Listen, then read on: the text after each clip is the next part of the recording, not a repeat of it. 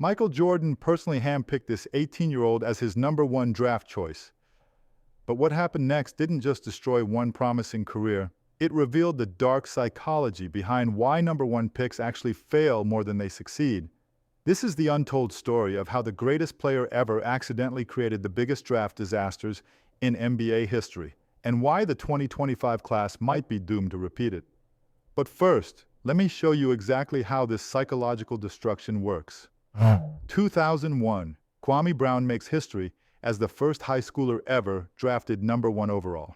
But here's what nobody talks about. Michael Jordan didn't just draft him, he became his daily tormentor. Every practice became a psychological warfare session. MJ would call him out, embarrass him in front of teammates, and set impossible standards. The result? A promising young talent crumbled under pressure that would break most grown men. By 2005, he was traded away, the first sign that something was fundamentally broken in how we develop #1 picks.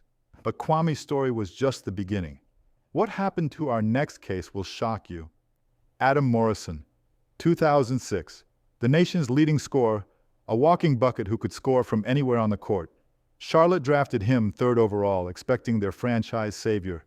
But the NBA was different. His shot wasn't falling, confidence was shaking. Then came the cruelest twist of fate, a torn ACL in his second season that sidelined him for an entire year. The lights went out, his NBA career essentially ended before it truly began. Sure, he got 2 rings with the Lakers, mostly from the bench, but the college legend never became the NBA star everyone expected. But if you think that's tragic, wait until you hear about the biggest what-if in NBA history. Greg Oden, 2007. A 7-foot phenom, the most can't-miss center prospect in decades. Portland had a choice.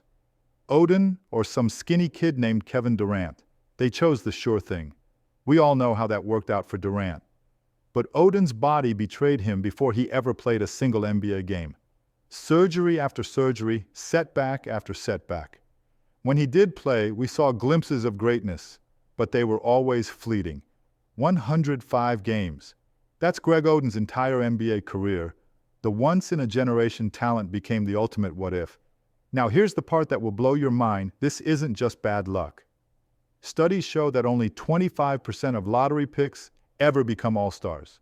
Nearly 40% become bench warmers, or wash out of the league entirely within just a few years. The truth is, we're setting these kids up to fail. The pressure, the expectations, the spotlight, it's psychological torture.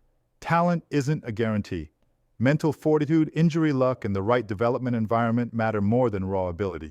Which brings us to the terrifying question about 2025. Meet Cooper Flagg, the consensus #1 pick, a 6'9", two-way force that scouts are calling generational.